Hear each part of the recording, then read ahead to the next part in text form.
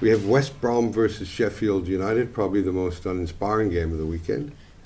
Oof, yeah, you can say that again, Kevin. Talk about uninspiring at all, and you're talking about two teams as well that are struggling to score goals as well. Oh man, Yeah. it's how do you even describe this game? Because both teams haven't won any of their last 5 games at all, and but I'm gonna go with surprisingly, I'm gonna go with Sheffield United to get their first win of the season. I think they've got a little bit better quality than what West Brom have. And for anyone, I would say Sheffield United and under 3.5. Shakes, I think you've been saying Sheffield United to get their first win for the last 3 weeks. Yeah, no, you're right. I mean, at some point it has to happen. I don't think Sheffield are going to lose for the rest of the season, you know? Yeah. I don't know if they're going to win, though, either. I think I'm just going to go with the 0-0 draw here.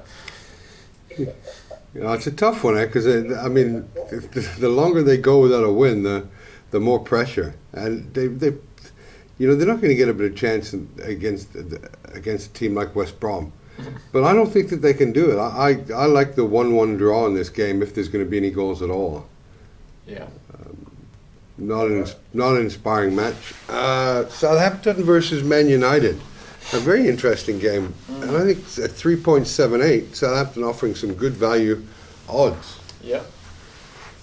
I think if you do a bit of reading around, people are also saying, Southampton are going to take the win this weekend at home against United. And it's justified given Southampton's sort of slow rise and United's rapid decline over the season. Could be a tough one. I think if you're going to bet on it, a double chance could be a good call, like a draw. I think the odds for draw Southampton sit around 1.78, which isn't bad, given that you sort of getting two outcomes there. But yeah, I think Southampton to take this 2-1. Wow. What's funny is that it's actually not a bad call that you made there, because United have this thing of the exciting or not exciting. They win that one game that makes you believe everything's turned around. So they played against Istanbul in the Champions League. They played really well. I have to give it to them. But they just have this knack of just the next game. It looks like it's a banana skin, and I think they're very lucky that Danny Ings will not be available.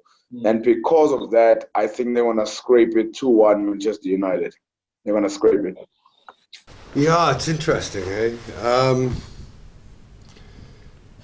I'm glad I'm not betting on this game, but I'm going to give it to Man United as well, 2-1. With Ings not playing, Man United, if I had to bet on it, I'd have to take Man United at 1.97. The next one for me is the game of the week: Chelsea versus Tottenham. Whew. Well, Oliver, do you want to start with this one, man?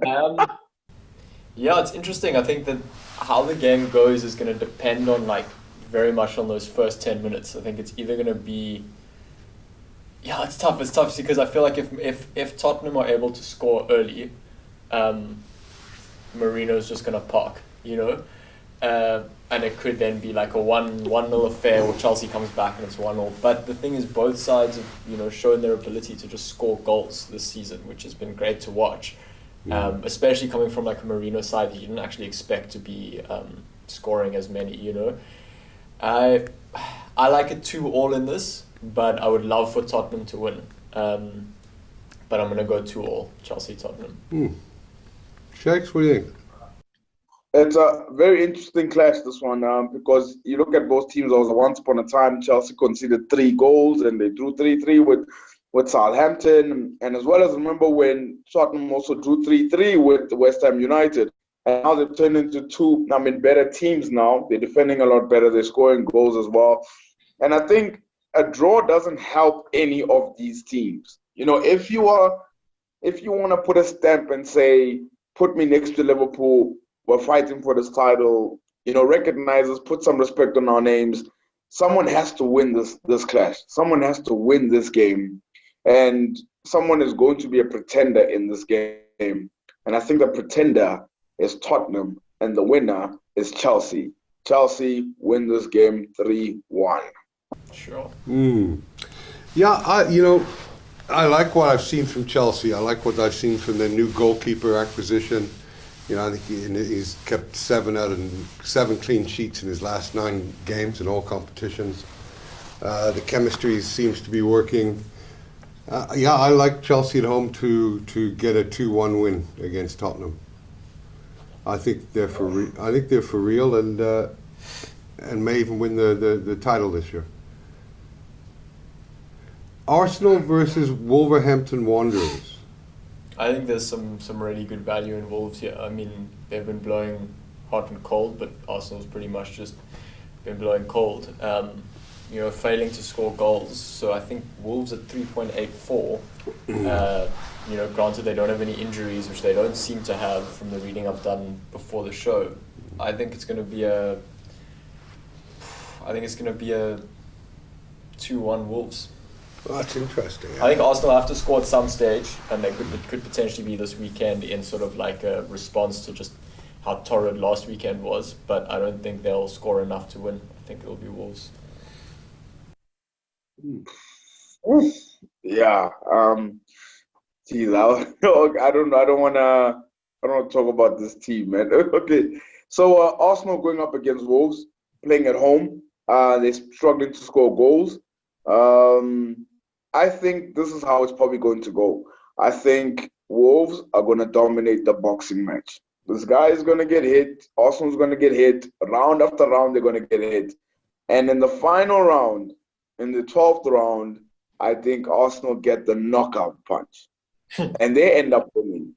But on points, it's Wolves who win it. So I think this is going to be Arsenal win 2-1 against Wolves.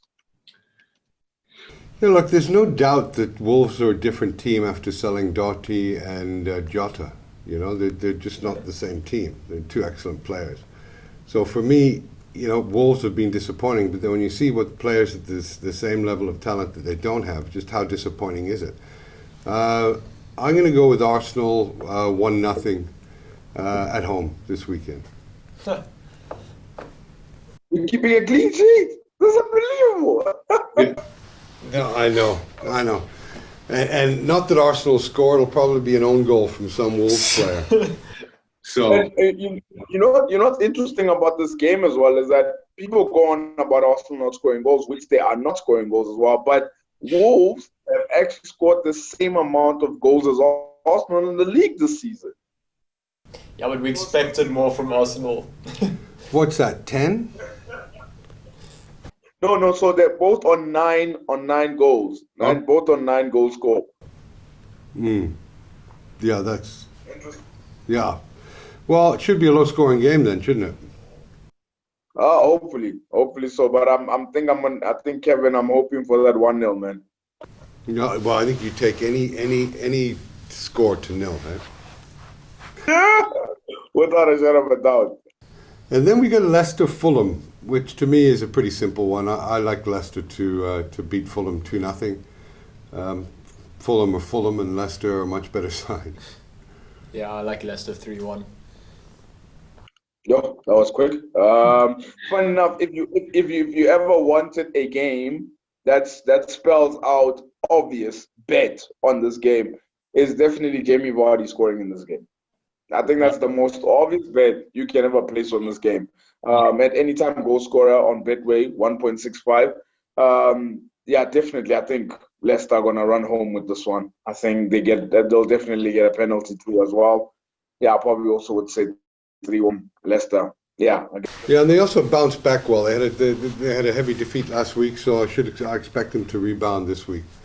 Sure. The last game is West Ham versus Aston Villa. Aston Villa are letting me down like week after week when I bet on them, so I'm not going to bet on this. But I do think that they're the better side than West Ham, even though they are not favourites for this game. I think Aston Villa will come and win 2-1. Interesting. What do you think? What do you think, Shakes? Very interesting, of course. West Ham as well. They've improved slightly. They're not conceding goals. They had that 1-0 win against Sheffield United, and that's for Aston Villa as well. They blow hot and cold They've had some great wins. They've beat Leicester away. They've beat Arsenal away. They've beat Liverpool 7-2. But for some reason, they lose to Brighton. They lose to Leeds. They lose to Southampton as well. So it's West Ham this time around. How does it go? I think I'm going to go West Ham to win this one. West Ham wins this one 1-0. Yeah, it's not a bad call. I like the draw in this match. Yeah, for no reason other than I just can't pick a winner. It's a good enough reason. Yeah. So I'm gonna go 1-1 draw with these teams. All right. Tough games this weekend. Okay. Yeah. Okay. That's there. You have it. Ollie's in the lead by 2 in our competition, and we got to catch him this weekend, Shakes. Without a shadow of a doubt. I have a feeling this is going to be the weekend. Aston Villa's going to let him down again. Probably.